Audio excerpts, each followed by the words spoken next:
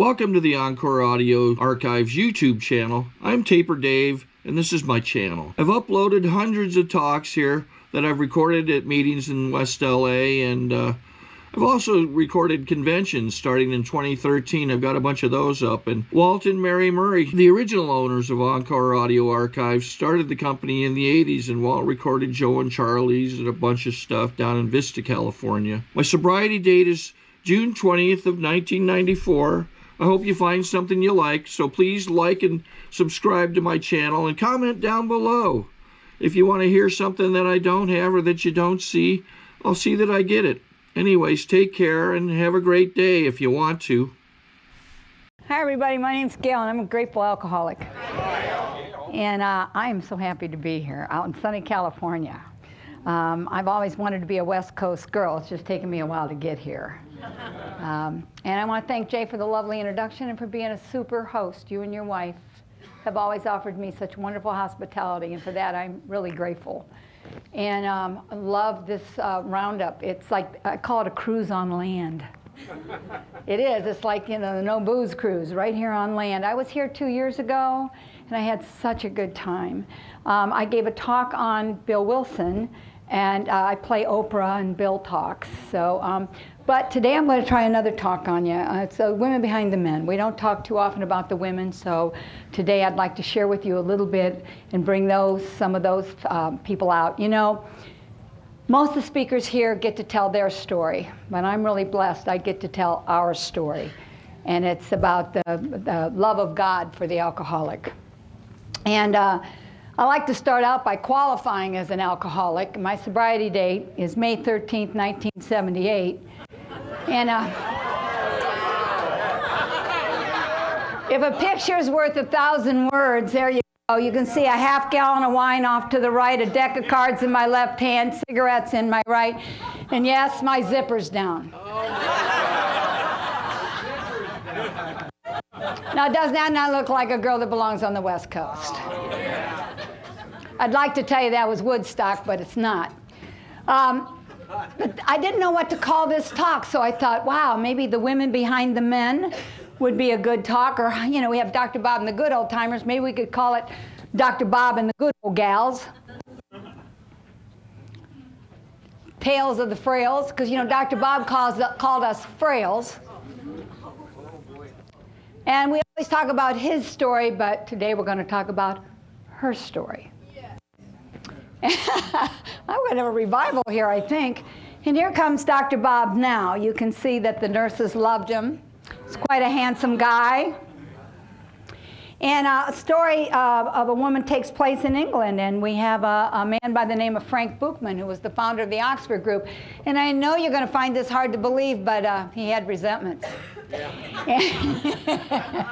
And while he was in this church, a woman by the name of Jessie Penn Lewis was giving a sermon on the cross, and he had a conversion experience, and it led to the birth of a return to first century Christianity, which later became known as the Oxford Group, which definitely played a big part in our story. One of my famous favorite characters is this guy on the left. Now, you might not have heard about him, but his name's Jim Newton, and the guy to the right is Bud Firestone.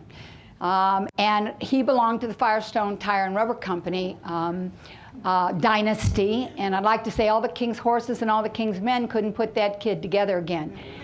He was a chronic alcoholic, and it was because Jim Newton was chasing pretty girls. God can use womanizers. He was chasing pretty girls in Massachusetts as a young luggage salesman, and he followed them into what he thought was a singles dance, but it turned out to be an Oxford Group meeting. And he ends up a grouper. And he becomes friends with Harvey Firestone, who brings him to Akron to groom him for a big position in the company. And that's, I'll tell you about that in just a minute. But behind him was a woman by the name of Eleanor Ford.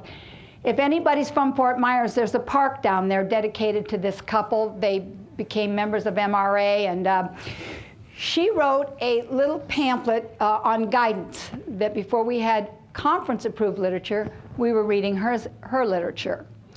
Now, Mr. Firestone is so grateful to his son's recovery because of Jim Newton taking him to Denver, On the train coming back, Sam Shoemaker was on that train, and they pulled Jim Newton into the car. Jim makes a surrender. It was like soul surgery in those days. And when he gets off the train in Akron, the family looks at him, and he isn't the same guy. The lines on his forehead are gone. He's no longer being abusive. And you know the prodigal son story? What do you think the father does? The father holds a big dinner. And he's going to invite the Oxford group to Akron, Ohio. And so it's going to start with the drunk's recovery. And the son is going to give testimony at a big dinner for about 400 people. I like this crowd. This is you know, this is the time of the day where you just shout out whatever you're feeling. This will be like an old-time revival meeting. This is Frank Buchman. He is the founder of the Oxford Group movement. He's going to come to town with his group. They traveled like an army for God. And but what's most interesting is Firestone has a wife, and her name is Dorothy, and she was beautiful. I love Dorothy, and she was the inspiration and the passion behind this party that they call them house parties. They were having a house party in Akron, and there was thousands of people that came out to be with the Firestones because they were like royalty. But she headed a meeting just for women, and she was very important in the early part of the movement. Now, this is going to take place in the newly opened Mayflower Hotel. This is before Bill Wilson's going to come to town. This is going to be January of 1933. The Mayflower is only going to be open for about a year and a half. And it's at this time, Henrietta Seiberling and Ann Smith are going to get involved. Now, after the dinner, they're going to have meetings in the morning and at night. They called them house parties. And they would go out into the pulpit of the churches, and I feel as if the soil is being prepared during this time. Well, after Henrietta and Ann get involved, they had a lot of, well, let's put it this way, they were manipulative. Now, Dr. Bob is down and out because his alcoholism has progressed, and times were pretty tough then, and he's kind of out of friends, and so they're going to talk him into joining the Oxford group too. And he liked it. It's much like a meeting of Alcoholics Anonymous today. Very friendly, a lot of laughter. So he's going to become a member as well. And let's look at who's behind Bob. Is this lovely lady here, Ann Ripley Smith. Isn't she precious? Now, I don't know how much of a program she actually had to work. I think she was born sweet. And here we have her here. Now, she is a lady in waiting. And the reason she is a lady in waiting is because Dr. Bob would spend 17 years courting her. You might say Dr. Bob was a little slow. And then he's going to bring his bride to Akron. Now, it's funny, I got to tell you this, because every time now I see this picture, I'm going to think of that. In the house, I have a silhouette of her, and she's sort of standing up like this. And I was upstairs in the house working on a project upstairs, and I heard some visitors downstairs going, "Oh my God, the Queen was here." And one girl said, "No, honey, that's not the Queen of England, that's the Queen of AA." Yeah. The woman on the left is Henrietta Seiberling, but the woman on the right is Delphine Weber. You see, Dr. Bob is going to be in the Oxford group for 2.5 years. He is going to read, they had so many books that they read, and there were so many tenets and principles that they studied, and they had their meetings, and basically they had all the principles that we have today, most of them. And Dr. Bob practiced all of them, but he couldn't get sober, and I think that's really interesting. He thought he just might be a wannabe. So Henrietta's going to get a call from this woman on the right. Her name is Delphine Weber. And she's going to call Henrietta, and she says, "What are we going to do about Dr. Bob?" She said, "What do you mean, what are we going to do about Dr. Bob?" She said, "Well, he's got a terrible drinking problem." Well, Henrietta did what they did in those days, and she went into guidance about what to do for Dr. Bob. You see, in the Oxford group, what they would do is they'd get up in the morning, and they would pray and say a prayer or read something, and then they would do what they called listening, or the quiet time for guidance, and they would write that down, but they always checked with each other on that guidance. And that's going to lead to an intervention on Bob. But before we leave this slide, you see the woman there on the right, Delphine? I told this story at King's School, group number 1, for their 50th anniversary. And from the back of the room, a man came up to me, and he was tears running down his face. And he said, Gail, Delphine Weber, that's my grandmother. He said, I didn't know my grandmother had anything to do with the founding of Alcoholics Anonymous. And that's how we got that picture of Delphine. She was actually Dorothy's partner in the Oxford group. They worked together. So, whoops, I'm sorry. So out of her guidance, Henrietta decides to call a meeting for Dr. Bob. And she says, and they held this meeting on Monday, and she says, come prepared to mean business. There'll be no pussyfooting around. We're going to share, and we're going to share deeply. That today we would call an intervention. You can turn on your TV and you can see intervention. Back in 1935, they didn't have intervention, folks. This came straight out of guidance. And Wednesday they called that meeting, and they called it at this home here. This is the home of T. Henry Williams. And he was a tire mold inventor. Do you know that he lost his job because the company that he worked for is going to be a part of the proxy takeover that Bill's coming to town for?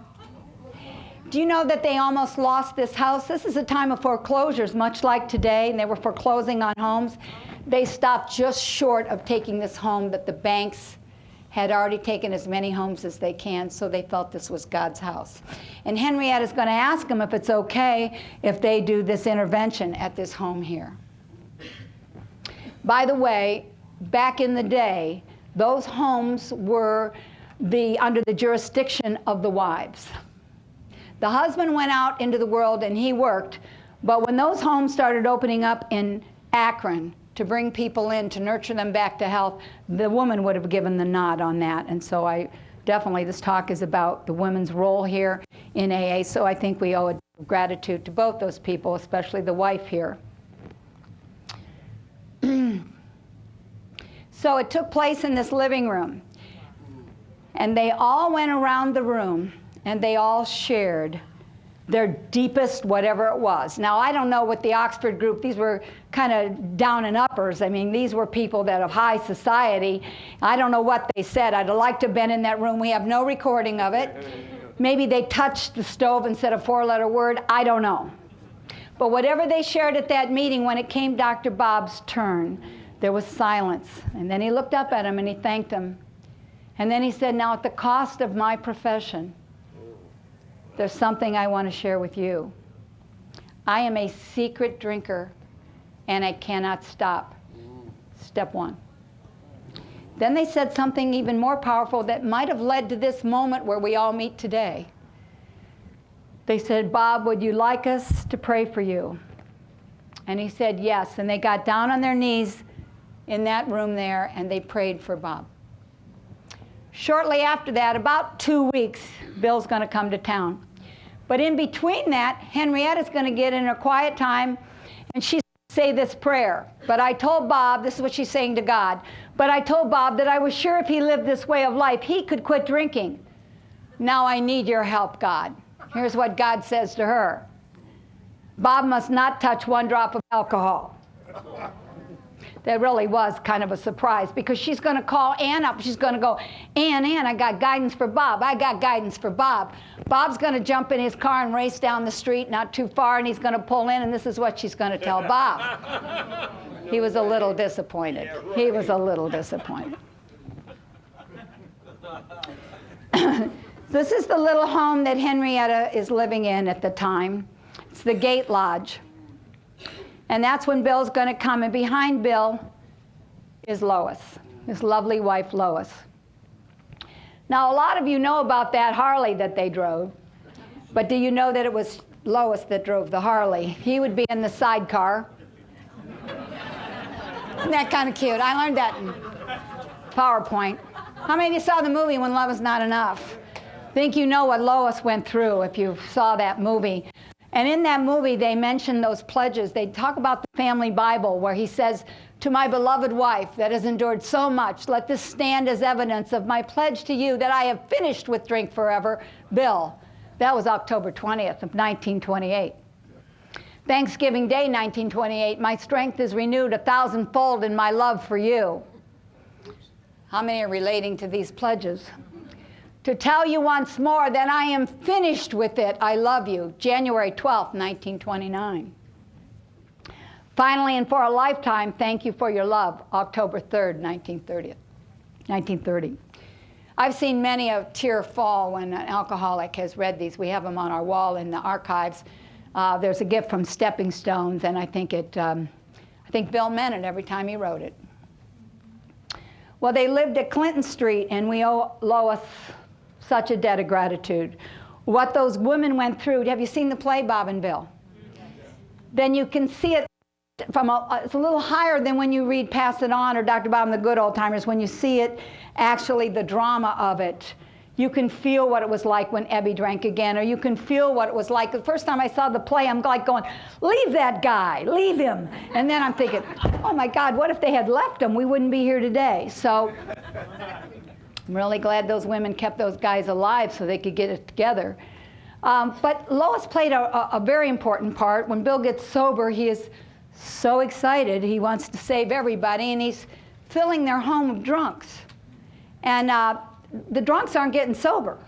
One of them even sold all their clothes while they were out of town and gassed himself. Imagine that. Imagine a woman putting up with coming home and there's a dead body in the house. And Bill got kind of depressed because he'd worked with all these men over a period of months, 5-6 months, and nobody's sober. And he used to get those imaginary ulcers, and he was all upset. And he said, Lois, no one's gotten sober. She says, well, Bill, you're sober. And you know he needs to have that before he comes to Akron. That's an important piece. Thank you, Lois. So he's going to find himself with that piece in the Mayflower Hotel, and you know the story. That's a picture of one of the bars. I'm not sure it's the bar where he heard the tinkling of the glasses and the one that he was tempted to go in. I believe there was 2 off the lobby there. But anyway, that's one of them. You know the story. You know he's going to go to the directory, and he's going to pick the most perfect name he could pick, Reverend Tunks. When Bill went for a walk, he said he was taking a tunk. It was a little over term that he used, so maybe that's why he chose it. I'm so glad he did. Reverend Tunks was not at the church. He was at his home. He was working on his sermon. Right above his picture to the left of the door there was his office where the call would come in. And when he, through a series of events, gets Henrietta Seiberling's number, do you know that he walks away from the phone? He doesn't want to call her. He thinks she's living in this big house here. He thinks she's the president's wife. Thank God he was a good listener for guidance, because he says, he starts to walk away. He doesn't want to call her. He says, I heard a voice say to me, you better call that lady. And he turns around and he goes back up to his room and he calls Henrietta Seiberling. She's not living in the big house. She's living in the humble little gate lodge, perfect for a spiritual birth. And what day was it? Mother's Day, and we're talking about women. Mother's Day weekend is the day God gave us. Think of all the mothers whose sons and daughters have been spared an alcoholic life because of Alcoholics Anonymous.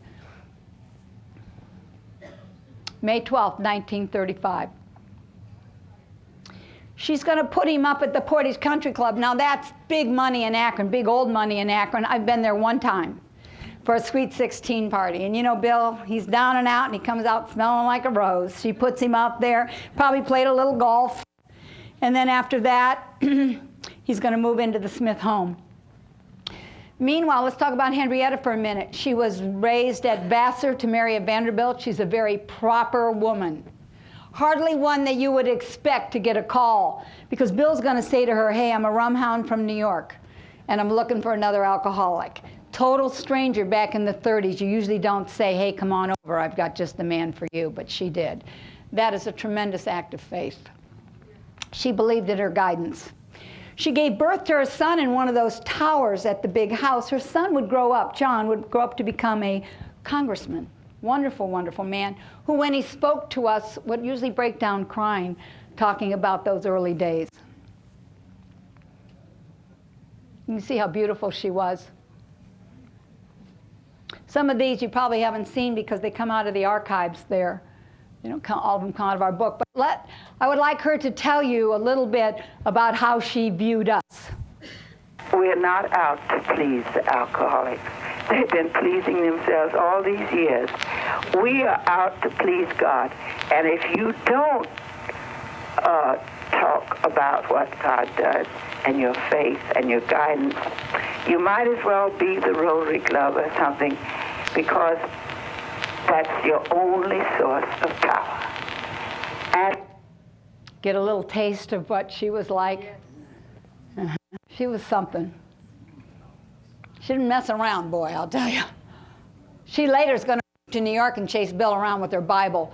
You know, when we leave the... She really gave the guy a hard time, I'm not kidding.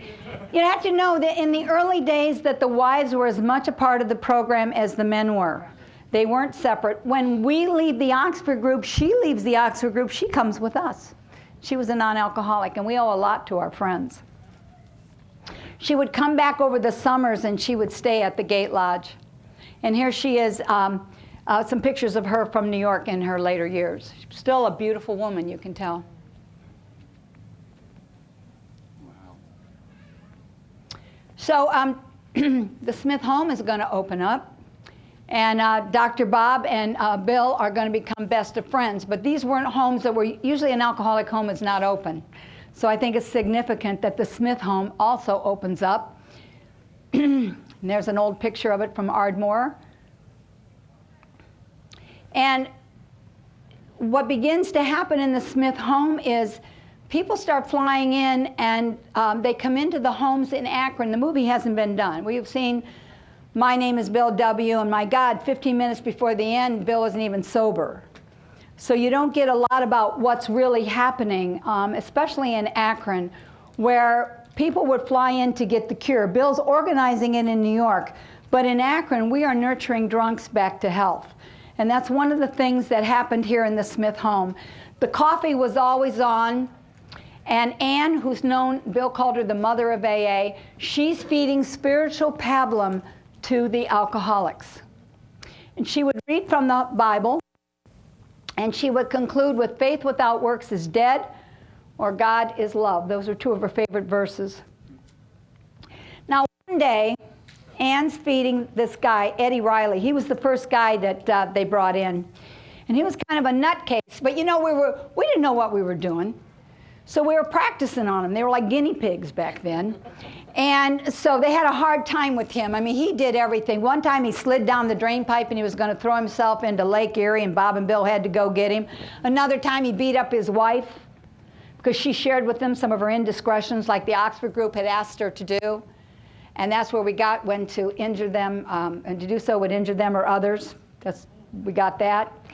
Well, one day Ann feeds him this tuna fish sandwich, and he goes a little berserk, and he chases around the house with the butcher knife. I can't believe I do these animations to entertain you.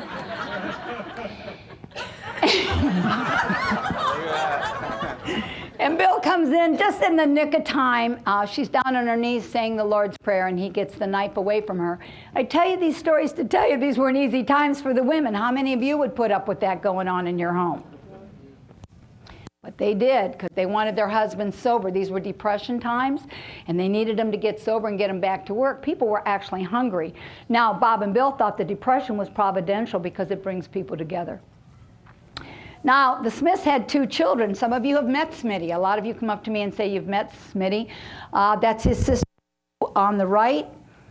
She was adopted, which made them both the same age.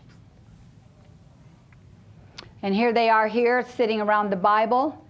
And here they posed for this picture. They were fighting in the kitchen. Now, I talk about this because she claimed she was the world's first Alateen. You know, they gave up their beds and stuff when people came. They'd smell that formaldehyde. And the drunks that came there. And I don't know if I have this in the story later, but there was a guy, Ann was so good with her guidance that she would say to Bob, they were getting ready to go out of town. She'd say, Bob, we can't go out of town, and somebody's coming. At that particular time, a man by the name of Archie T. came in from Detroit, and he stayed with the Smiths, and he was so sick that he said it was the love of Ann Smith that nurtured him back to health. And she said, as long as we have a house, and these were hard times, our house is your house. I think that comes up later. I might have told you that ahead of time. But anyway, this is Bill D. Now, he's number 3. They had to let Eddie go. But you know what? At Dr. Bob's funeral, Eddie shows up sober. And he died with about 17 years of sobriety in Youngstown, Ohio. So that's the rest of that story. But meanwhile, they move on to Bill Dotson, and there's Bill's wife, Henrietta. We had 2 Henriettas in our story. And now she worked for, oh, I'll give you the, she had this prayer. You see, nobody was helping her husband, so she fired the last minister, and she said, you aren't reaching him. I'm going to find someone who can if I have everyone in Akron. She prayed with the pastor of another church that someone her husband could understand would visit him at City Hospital. What do you think of that prayer? That's very cool. I love how prayer kind of weaves itself into our story. And then what they did in those days is, you see, they approached the women. That was the approach. They were always working on an approach plan, and what they would do is they would go to the wife first and figure out how best to approach the husband. But when they got to her, Bob told her that she should go back to the house, that the little woman wants to see you there, and that began Ann's work with the wives. Now, Henrietta was a little intimidated to go to a doctor's wife, and as she went to the door, she said, hello, Mrs. Smith, and when Ann said to her, Ann, to you, my dear, that's how Ann was. She was very humble, and she put people at ease, and that made a difference. Ann would call her every single morning for years after that to check on her quiet time. Now here's a picture of Bob and Bill calling on Bill D. at Akron City Hospital. This is kind of a famous picture. You've all seen it. We now call it the man on the bed. It's July 4th weekend, right? If you open up your big books to Bill D.'s story, there's going to be an editor's note there. And it's going to say, on July 4th of 1935, Bill Dotson is going to walk out of City Hospital, a free man, to never drink again.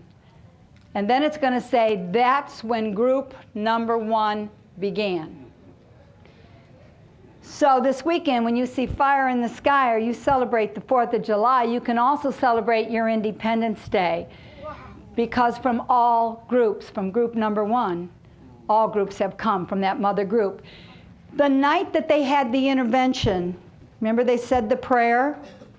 That was Wednesday night at 8 o'clock when they said the prayer for Dr. Bob. They will continue to meet in that house.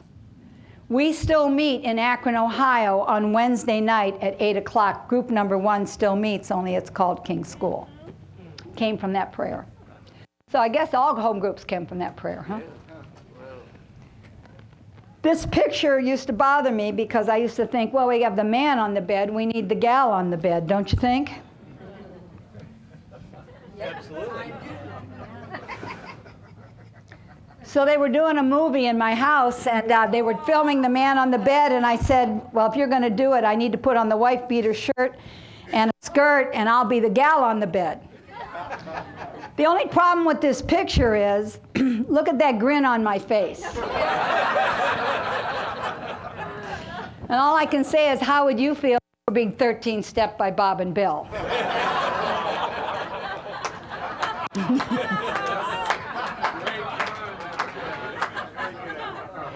That's cute. Speaking of the first 13th step, there actually was one. This is Dr. Bob's office. And the first gal who tried to get sober in Akron, her name was Lil.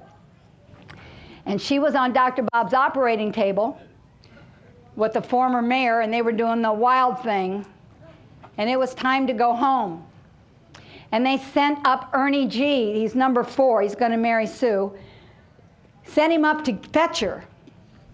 And when he she didn't want to go. She didn't want to stop. She was having a good time. And she got into the medicine cabinet, grabbed a bunch of pills, swallowed them, and went to go throw herself out the window when they pulled her back.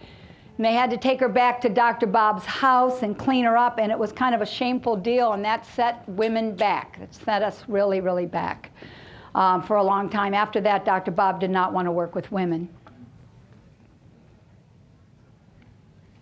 So we're back to Ann Smith, and here you see the coffee pot, which is a symbol of hospitality. You see her little notebook, and I'd like you now to hear her voice. This was filmed in a bedroom of Dr. Bob's house. It is the only recording of Ann Smith that we have, but I'd love you to experience that. Robert wants me to start first. He's afraid. So we've got Betty and Smitty here with us, and George Hood. We're all up in my bedroom where we entertain now. Very formal entertaining, as you can imagine. It was very nice of you to invite both Bob and myself down to Bedford Hills, and we'd love to come. But at present, I imagine we'll have to stay put at 855 Ardmore. This is a new experience for me. I had a moving picture taken of myself, and now I'm recording. So you see, even with a bum eye, I'm still alive and kicking. Here's the Robert. Here's the Robert. There, that's her voice. This is the man I told you about. This is Archie, who came to stay with the Smiths. His story is the fearful one, the man who mastered fear. Now, what's interesting about what's happening in Akron is they're going to come from all over. He particularly came from Detroit. When he leaves after 10 months, he'll go back and start AA in Detroit. Earl Treat will come from Chicago. The same thing will happen to Earl. They will be brought into the homes. They will be loved, they will be fed, they will be taught the principles, they will be taught how to pray and how to meditate. Then they will go back and they will start AA from, when they return. There's got to be some filmmakers out here in California that want this story, don't you think? Yeah. This is Ernie. Ernie's number 4. He comes after Bill D. And it's kind of a funny story because Dr. Bob did not like the guy who Sue was after. And Sue was always running from Dr. Bob and Ann so she could be with her boyfriend, Ray. And Dr. Bob decided to give Ernie a couple dollars so that he would take Sue out to get her a burger. And here comes Sue now because she later married him. She wasn't too happy about that. He slipped. And the Galbraith family was as much a part of AA as well, and Mama Galbraith, I believe she's the one on the right, she would go out and, do we have any Methodists in the room? I bet we do. Any Methodists? No Methodists out here. There, we got a few. Well, you came out with a little booklet called The Upper Room in the spring of 1935, exactly when we needed it. Mama Galbraith would go around, she would buy those books and she'd drop them off at the homes, little daily devotionals. And Oxford Group was still into checking to see if you were maximum, and they would go into your bathrooms and see if it was open to that day. Alcoholics didn't like that checking thing too much, if you can. They had a little trouble with the guidance too.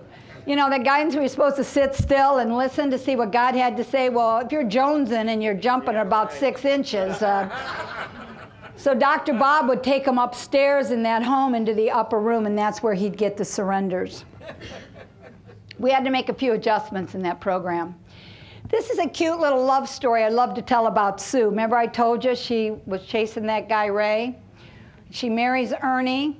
But after Ernie dies and Ray's wife died, the two lovebirds get back together again? Oh, yeah. It's a sweet story. When we purchased the home, I got to spend a lot of time with them. So they got married, and you can see what a sweet little couple they were.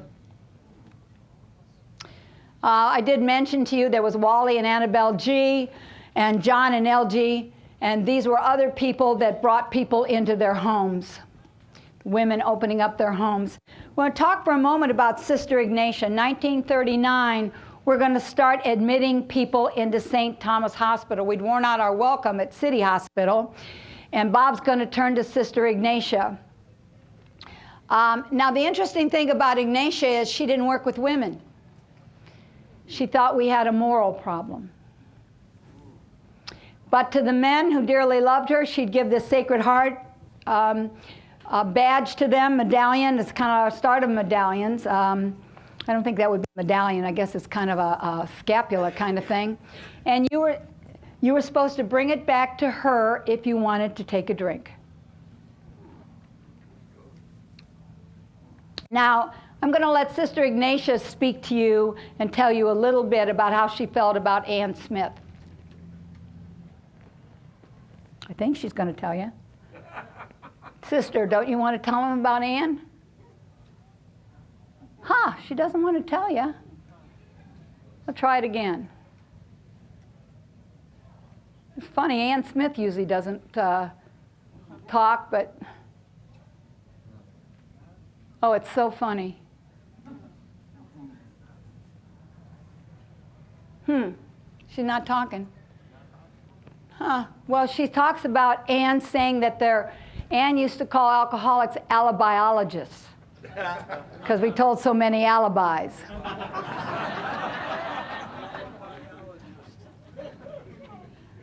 God, I hope the rest of the things talk. Well, anyway,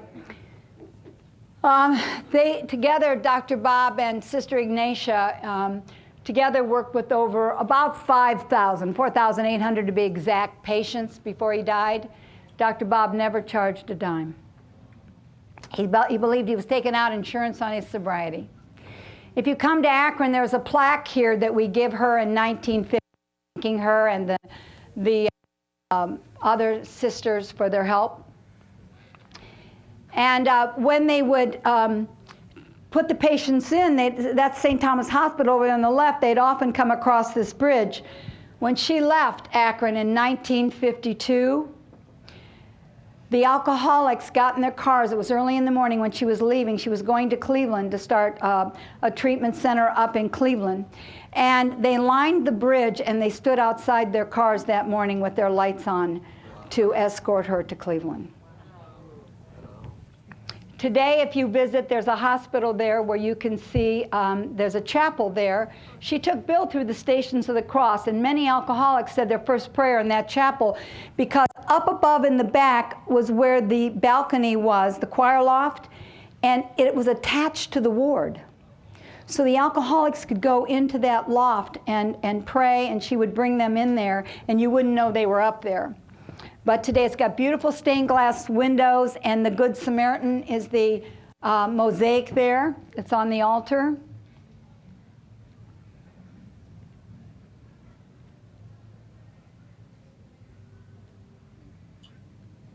And that brings us to King's School.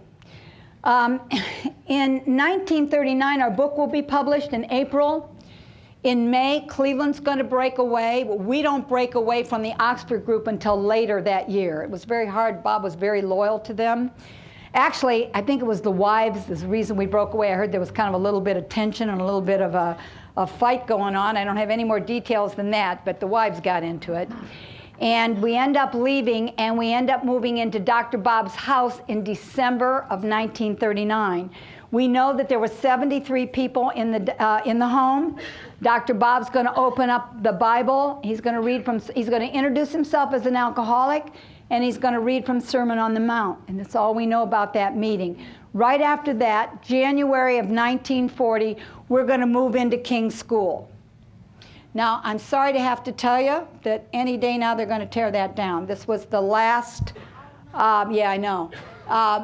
This year they had an open house. We were all there. Where they met, that you see those 3 arched windows there on the right, that's a stained glass window, and that's the room they met in.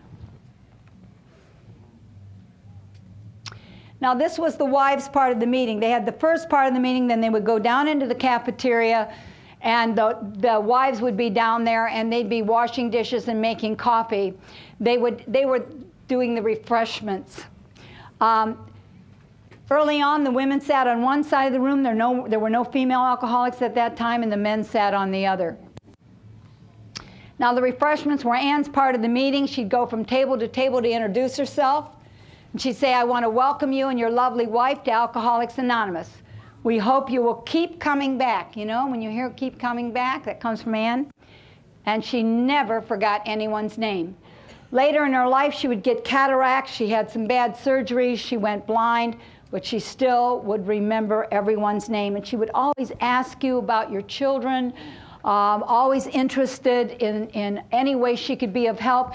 If she saw that you couldn't afford a coat, she would either sew a collar on if it was winter or take one off. One time, Dorothy Snyder, Clarence's wife, knew that Ann had been given some dresses, some new dresses to wear. And she said, Ann, which one are you going to wear to the New Year's Eve party? She's going to wear one of your new dresses. She said, oh no, I couldn't wear one of those. It might make one of the wives feel bad. So I can't imagine that, being a woman. I mean, it's like, that told me all I need to know about who Ann Smith is. It was the wives who sought help. They helped with the meetings. They opened their homes. They did the 12-step work. They were part of AA.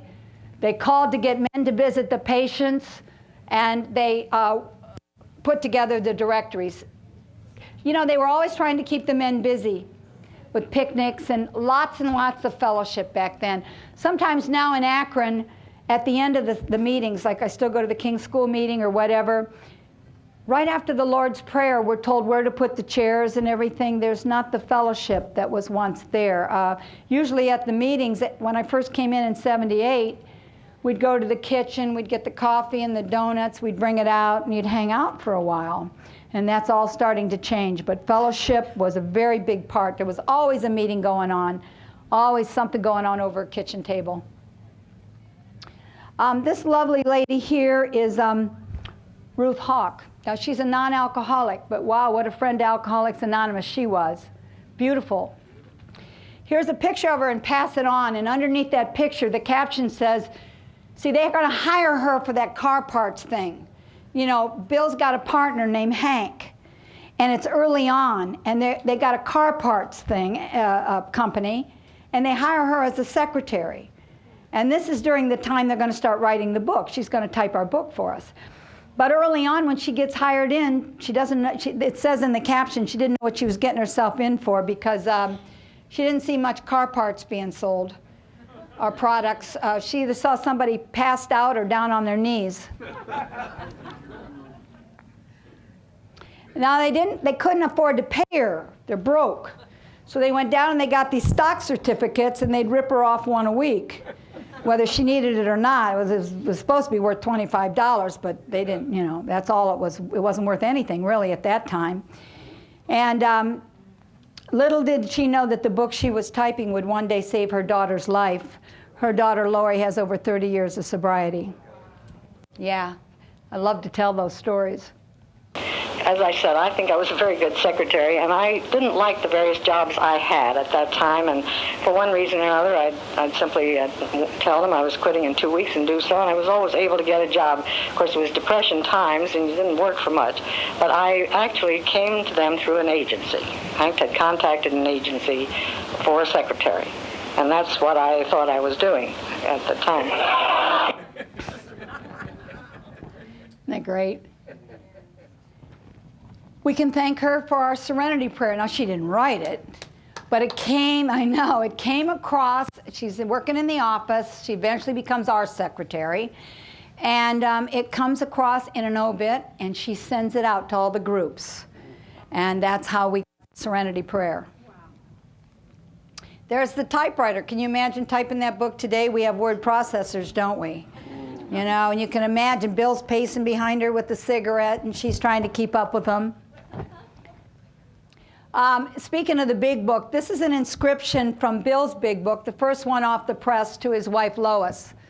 To Lois, one whose loving care and fortitude in our dark days together made these pages possible. So to her, this first book of the first edition is lovingly and thankfully given, Bill, in memory of the 5th Christmas, 12/25 of '09.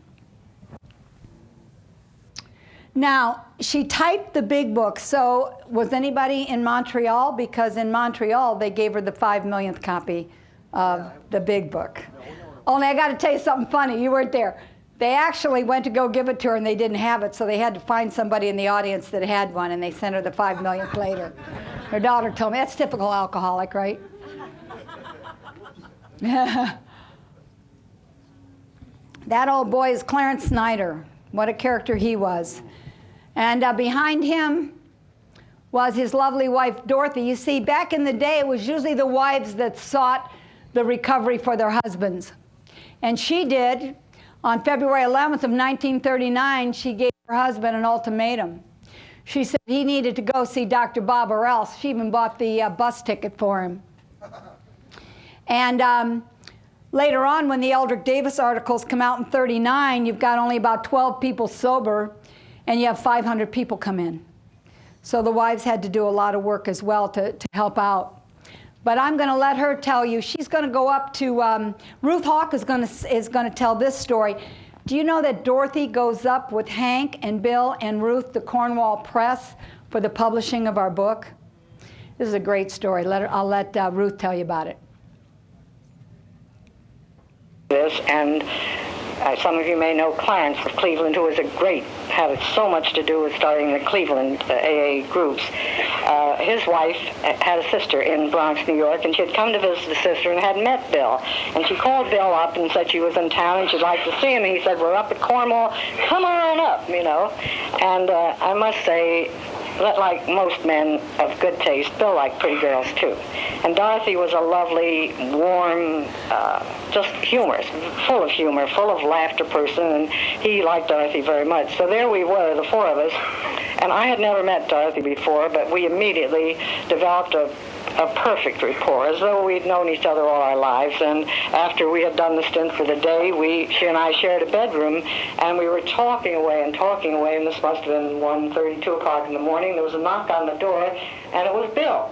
And Bill couldn't sleep. Hank was sound asleep somewhere, but Bill couldn't sleep. And we had coffee sent up, Dorothy and I. So we were in a room with one big double bed, so Bill just got right in the middle, and there we were. And we talked the rest of the night, the three of us, in that position. Isn't that sweet? Huh? That was Ruth Hawk telling that, yeah. Isn't that sweet? Now, I don't know who those babes are here, but I just threw that in because that's such a cute picture. Isn't that a cute picture? Marie Bray actually wrote in the, and she wrote a little blip in there. Her husband was the backslider, and he was the first patient to be admitted to St. Thomas. Ignatius snuck him up the steps, and he ended up in the flower room coming out of a blackout. Can you imagine when he was thinking? She wrote a chapter to the wives that's since been taken out. So what to call this thing? They were going to call it 100 Men. But then a woman got sober by the name of Florence. And she got sober just in the nick of time. She says, you can't call it 100 Men. You got to call it 100 men and one woman. So she was AA's first woman, but she ended up, her story is a feminine victory. In 1939, she returned to drinking and died of an apparent suicide. I heard she was chasing younger men. That's what I heard. So we come up to Sylvia. I love Sylvia. This woman, Dr. Bob wouldn't work with her, so she came in with her non-alcoholic secretary. They sent her up to Cleveland, and Dorothy, who you just met, worked with her. So she stayed 2 weeks up there, and then she came from Chicago, and she went back. She was beautiful, and she was rich, and Dr. Bob knew that she would upset the guys. And, but she did end up sobering up. I think she had a little slip going back on the train, but she ended up helping Earl set up Chicago, AA in Chicago. But what's really interesting is she traveled with this woman. I just got her picture from the Chicago office. That's Grace Cultus. Grace Cultus was the woman she traveled with.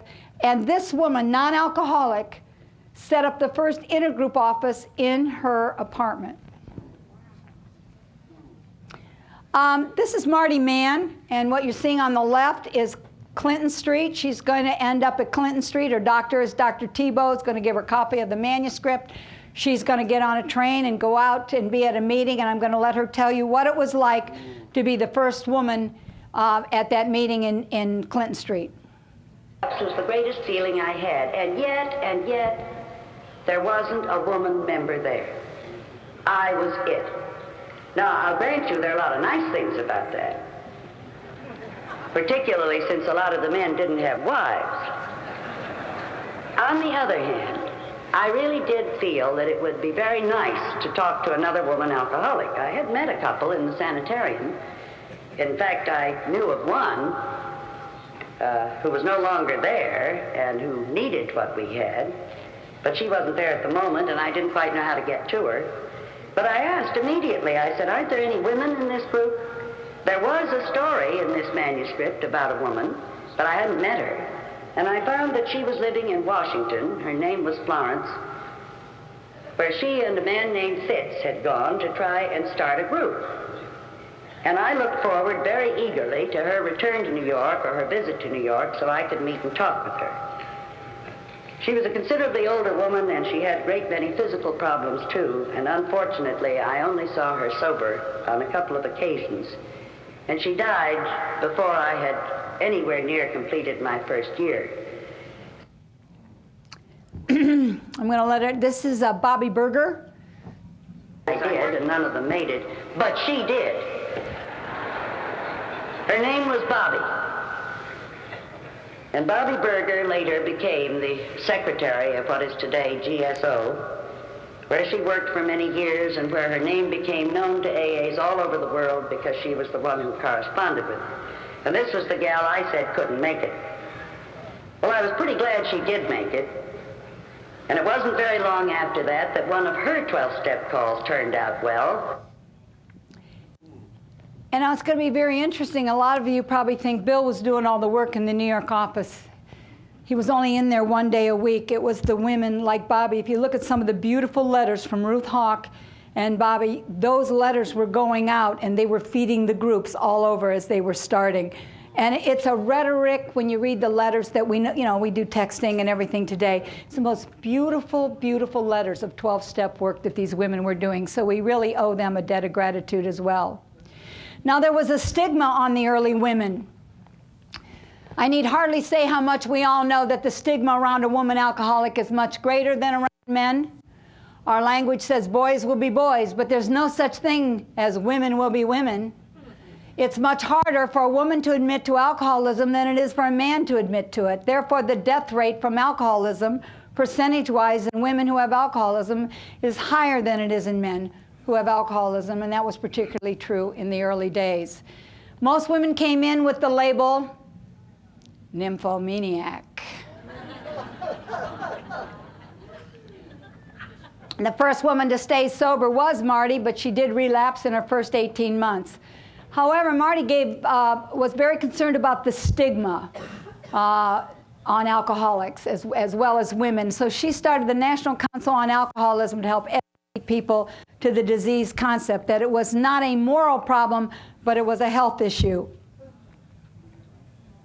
And now here's a little movie that Alcoholics Anonymous and other organizations combating alcoholism are gaining ground, bringing to the public a sense of the true nature of the problem through such spokesmen as the director of the National Committee for Education on Alcoholism, Mrs. Marty Mann.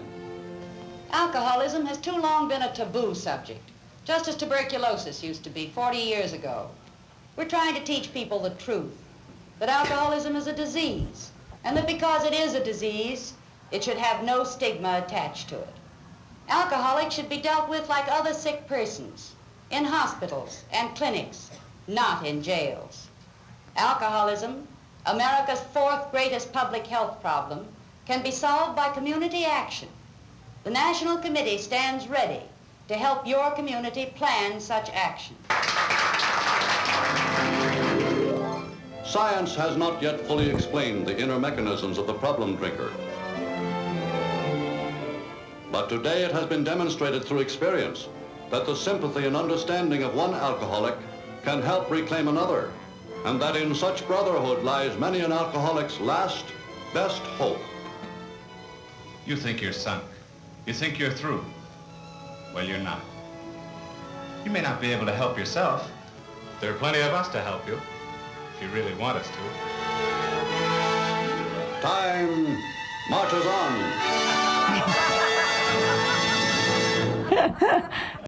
That captures it, doesn't it? Now, we for a long time thought this was the first woman in sobriety in Akron until I really started doing some research. But you have to watch the adjectives. This is the first woman with continuous sobriety because her sobriety never broke. And that's Ethel Macy. Her story is from farm to city. Now, she wasn't much of a threat. You know, when the women started showing up, it was a real threat to the wives who had been working on this thing for so long. She wasn't much of a threat because she weighed 300 pounds, and her husband was really skinny. And they say they look like Mutt and Jeff. And then we started at King's School, which was the only group then. And we went there religiously for a year. We never missed a Wednesday night. And I just loved every bit of it. At first I thought that the wives would look down on me, and they didn't. I just can't ever fail to give the wives so much credit. They were such a help to me, and I thought that they'd say, well, oh, they say she's one of those things too. But the only thing that was said, and not in unkindness at all, they turned me over to Annabelle Gillum, and she says, well, I understand you drank too. And instead of resenting it, I said, yes, that's what I'm here for. And we saw several different people that we knew.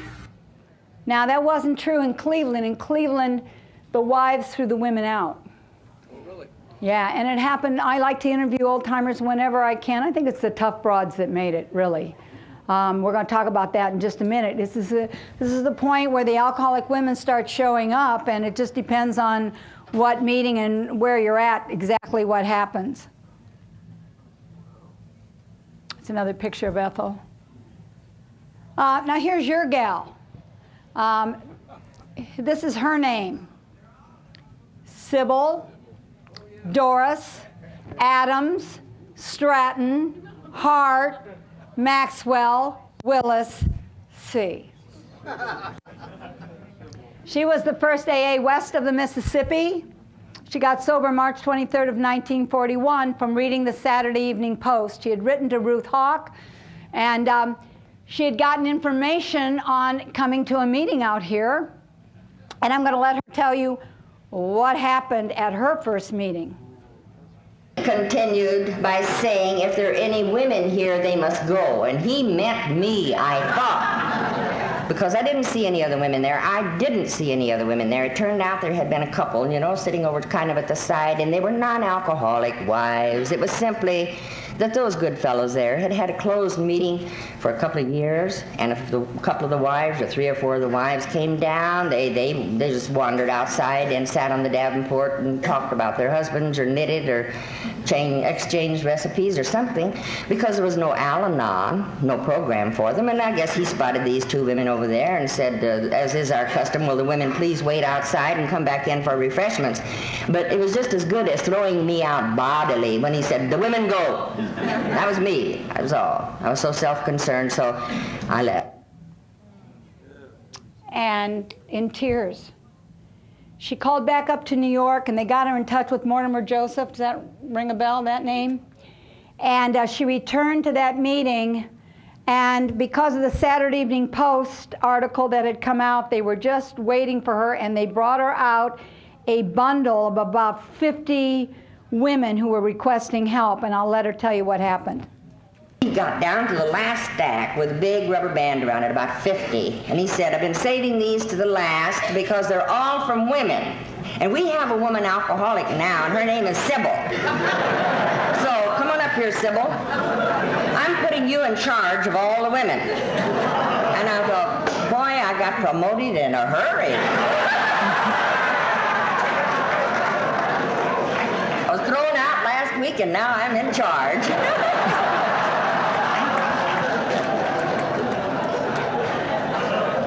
So I tottered up there, and as I told you last night, I said, I can't. Why can't you? I said, I'll be drunk next Friday. I always have been. It won't be any different unless.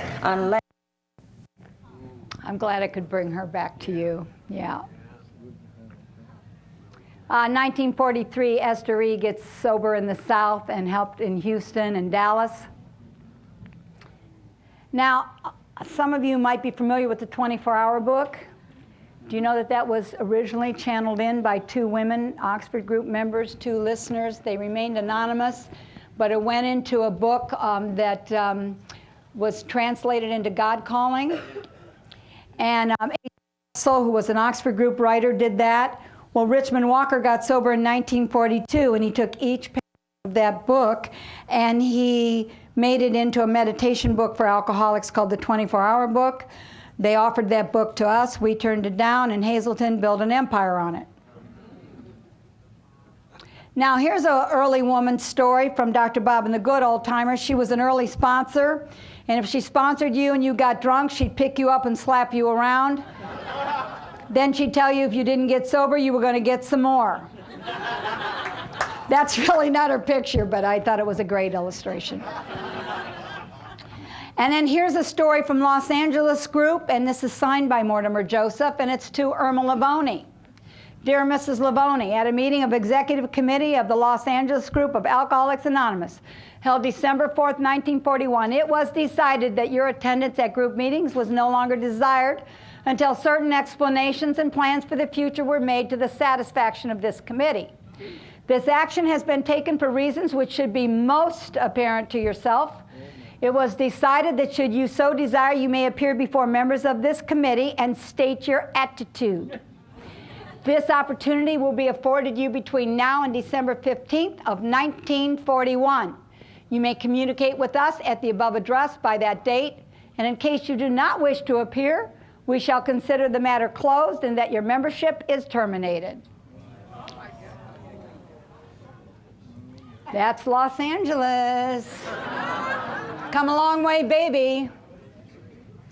Now, have you ever heard of the Little Rock Plan? Jay mentioned you can Google the Grapevine. If you Google the Little Rock Plan, it's going to blow you away. They had so many committees. They had the Slippy Squad. You had to be presented to the Executive Committee. They had the No Woman Rule. And if you go to Little Rock and you look up in their archives, they have the biography of the first guy who broke the No Woman Rule. They would not work with women. They would throw you back out on the streets, or they would put you in jail, but there was no hope for women. The No Woman Rule. But there was Frances P., the first woman who broke through, and here's what she said: I'll ride down Main Street with the G-string on a horse if you'll let me in.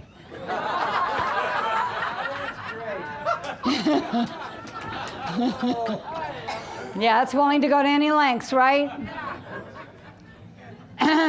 1944. I'm going to read to you what a Grapevine article came out about women. This is 1944. I think a woman might have even wrote this, but it's hilarious. The percentage of the women who stay in AA is low. Many women form attachments too intense, bordering on the emotional. So many women want to run things. Oh, come on, stop that. Too many women don't like women. Women talk too much. Yeah, you. Women are a questionable help working with men and vice versa. Yeah, advice. Sooner or later, a woman on the make. Sally's into a group on the prowl for phone numbers and dates. A lot of women are attention demanders. Few women can think in the abstract. Like that has something to do with sobriety. Women's feelings get hurt too often. Far too many women in AA cannot get along with the non-alcoholic wives of AA members. You believe that? It's hard to believe. Confidential magazine. Anybody remember that magazine? No. Well, it's a long time ago, but it came out, and it said in there, Alcoholics Anonymous, no booze, but plenty of babes.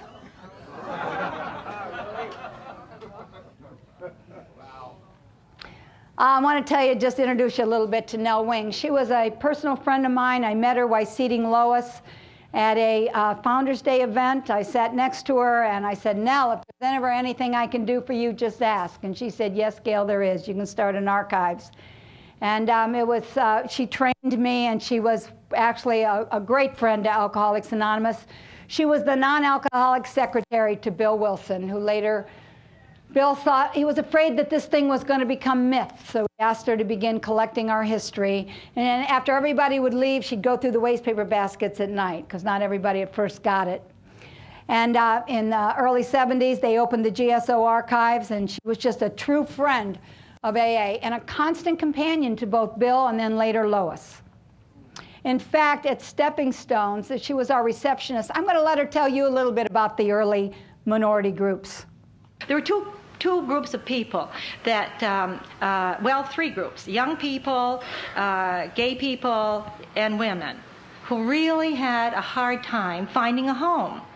Let's face it, AA in very early days was a gentleman, forgive me for saying this, but it was almost a gentleman's club. We'd had experience very early on with women and guys and, boy and girls, it's shenanigans. And that especially in Akron, Dr. Bott took kind of a dim view of all this. And so it was a little suspicious and whatnot. I think about the first women's group was about 43 or 42 in Ohio, Cleveland, somewhere's there. But they had a very hard time. I remember women coming, just like in those early days in the Washingtonians, the women's wives groups, Martha Washingtons, took in and sheltered and helped alcoholic women that they had, because the men wouldn't do it. And so there were a lot of categories that made AA had to kind of open its doors in many, many different directions, and they did indeed start. I think we owe a tremendous debt of gratitude to the women who came before us. That's why I love to be able to tell this talk, because how are we going to appreciate what's happened before we got to this moment in time if we don't know the sacrifices that were made up till now? When I was visiting Lois, and I took this picture here of Nell, who took me into her home, actually. I was there for about a week and a half, and she cared for me. That's the bedroom back here. That's at Stepping Stones. If you visit Stepping Stones, that's Nell's bedroom at Stepping Stones. She spent a lot of time. She was like a daughter to the Wilsons. And a companion to Lois in the later years. You can see them there in the car. And that's a picture at a workshop we were at. Here's women were the dominant force behind the grapevine. Headquarters, one of the most dramatic jobs in combating alcoholism is being done by the voluntary organization called Alcoholics Anonymous. AA offers help freely to any alcoholic anywhere who is willing to admit his own inability to help himself. And though not a religious organization, its 12-step program calls for belief in some power outside the individual. Direct contact with those for whom help is asked is made only by AA members, who themselves have gone the long road from alcoholism to sobriety.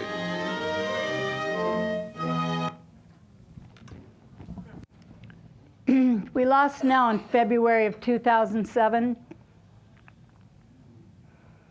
We lost Ann Smith, 1949.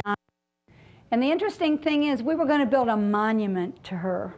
Some kind of memorial befitting a co-founder and his wife. And right as Dr. Bob dies a year after that, but Bill's visiting, and Bob lays out the blueprint on the floor, and then he looks up at Bill and he says, "Let's just you and me get buried like regular folks." So you can see the simple Smith grave here. But even simpler is Lois Wilson's 1988. Lois passes. There's Ignatius' grave, 1966. Ethel Macy. And Henrietta Seiberling's, but I love what they put on her simple grave. Now, this is a Seiberling. And on her grave it says, "Let go and let God." When we cast our bread upon waters, we can presume that someone downstream, whose face we may never see, will benefit from our action, even as we enjoy the gifts sent to us from a donor upstream. thank you so much for listening as I presented some of the donors. Thank you.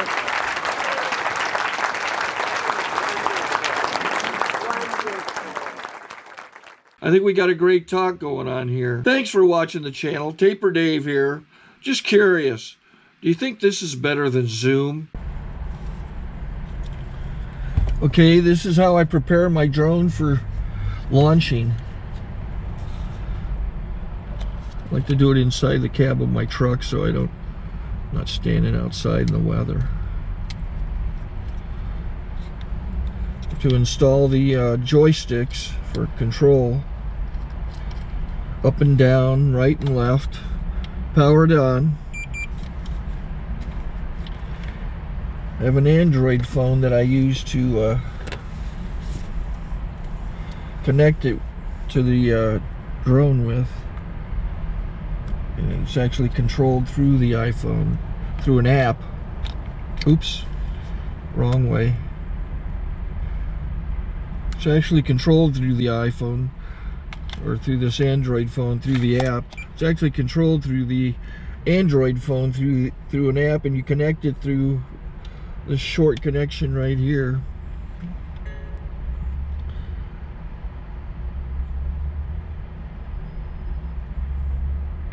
Remote control connected. Remote control is connected. So I pull out the drone.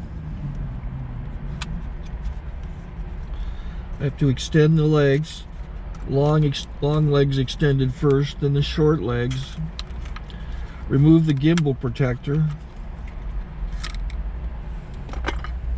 Set that aside, then power it on one short burst, then one long burst. I lay it down. So I have to go to calibrate. So the drone's not connected yet. It shows you here as this drone gets disconnected, even though the remote's powered on. So the drone has to establish it's connected.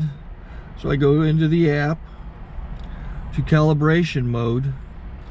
First I'll calibrate the remote controller. Start calibration. Out, in, oop, out, in, up, down, and then this little wheel is to control the gimbal. So it's calibrated.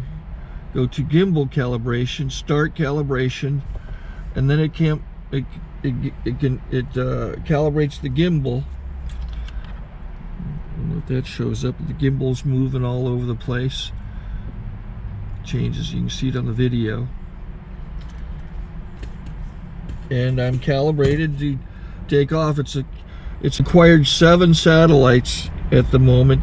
There are 26 satellites up in the sky, which it has to acquire before you can take off. So it's connected. It's got enough satellites. This is white.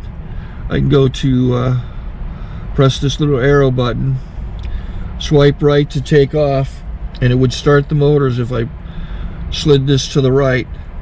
But I'll wait till I get outside. Don't want to do it inside.